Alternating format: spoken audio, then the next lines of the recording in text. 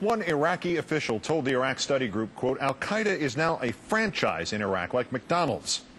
It was far from the only blunt assessment in that report, and the panel addressed the serious possibility of a complete collapse of the Iraqi government, regional conflagration, and a further spread of terrorism. But in our fourth story in the countdown, were those 79 recommendations comprehensive, or did they merely provide political cover? And will the panel's findings advance the debate without advancing a solution to the quagmire in Iraq? Joining us now, Senator Russell Feingold of Wisconsin. Senator, thanks for your time tonight. You bet, Keith. The whole argument for this war was as a function of American counterterrorism efforts. Let me read one excerpt about that directly from the report.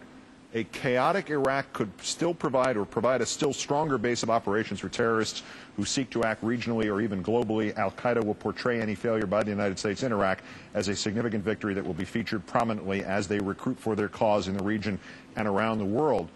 But hasn't all that already happened? And do you think the panel missed how much the war in Iraq has been a drain on the global fight against terror? No, they sure did, Keith. I mean, I feel like I've been watching the preview of or premiere of a blockbuster movie in Washington. But the fact is this commission was composed apparently entirely of people who did not have the judgment to oppose this Iraq war in the first place, and who did not have the judgment to realize it was not a wise move in the fight against terrorism. So that's who's doing this report. And then I looked at the list of who testified before them. There's virtually no one who opposed the war in the first place. Virtually no one who's been really calling for a different strategy that goes for a global approach to the war on terrorism. So this is really a Washington inside job. And it shows not in the description of what's happened. That's fairly accurate. But it shows in the recommendations. It's been called a classic Washington compromise that does not do the job of extricating us from Iraq in a way that we can deal with the issues in Southeast Asia, in Afghanistan, and in Somalia, which are every bit as important as what is happening in Iraq. So this report does not do the job, and it's because it was not composed of a real representative group of Americans who believe what the American people showed in the election, which that is it's time for us to have a timetable to bring the troops out of Iraq. So, bottom line, would you agree with this? The country's focus, the government's focus should be on getting us out as quickly as possible. And is there anything in the report that hastens that? Well, there's some good recommendations, absolutely. Making sure that we have more translators, making sure that we actually budget properly for this war, talking to countries that aren't necessarily friendly to us. Those are all good recommendations. But the problem is, the bottom line here is, what are we going to do so we can allocate our resources around the world to the battle against terrorism? This report keeps us in Iraq. This report keeps our resources there. One of the things I really noticed is they said we should put our very best people embedded in the Iraqi army. Well, that's nice, but that means they won't be in Afghanistan. And we are losing ground to the Taliban in Afghanistan, which, as I remember, is where the attacks came from on 9/11. So this thing fundamentally continues the ultimate mistake in Washington of looking at the world through the prism of Iraq instead of looking at the threat from al-Qaeda as a global problem.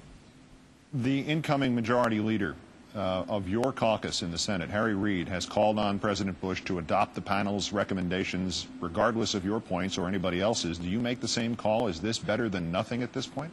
Well, many of the recommendations are positive and they should be adopted, absolutely. But the main point, which is how are we going to get our troops out of Iraq and not continue to have them in a situation that doesn't make sense, that isn't seriously dealt with. We lost 10 more troops in Iraq just today, Keith. How many more days are we going to put up with in this country of people dying in a situation that this report indicates isn't working? When you make a mistake, you should stop making the mistake. And this report misses the point.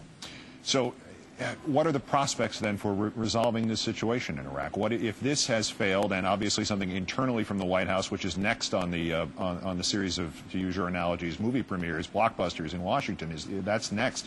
Where is the avenue of exit? The answer is to have a time frame clearly communicated to the Iraqi government. I had originally proposed 15 months ago that it be done by now. Let's say we do it by the middle of next summer, that we're going to be bringing our troops out, redeploying them, as Congressman Murtha has said. We're going to keep certain troops there for purposes of special ops to go after terrorists, but we're not going to continue to have 140,000 troops trying to stop a civil war. That is a simple solution. It is a legitimate solution, and it is the only way to prevent the grotesque losses that are occurring with regard to American troops, our military readiness, and most importantly, the damage to the national security of the American people. which is being heard every day when we focus excessively on Iraq and not on the world threat that we are facing from al-Qaeda and its affiliates. That's the bottom line. Lastly, sir, a political question. Does this report provide the necessary political cover to allow other members of your party, maybe some members of the Republican Party, to try to accomplish the exit in the terms that you just expressed it in? I don't know. Maybe it's going to cause people on the Democratic side to be a little stronger on this issue. I worry it might give people an excuse to go back to where they were before, which is not really being able to step up to the plate and saying, look, we need a real timetable to bring the troops out. And I send that message both to the Republicans and Democrats. The American people spoke in the election. They want our troops out of Iraq. And you know what? They are right. That's the right thing to do. And Democrats and Republicans have to get serious about this right now. Senator Russ Feingold, Democrat of Wisconsin, great thanks for joining us tonight, sir.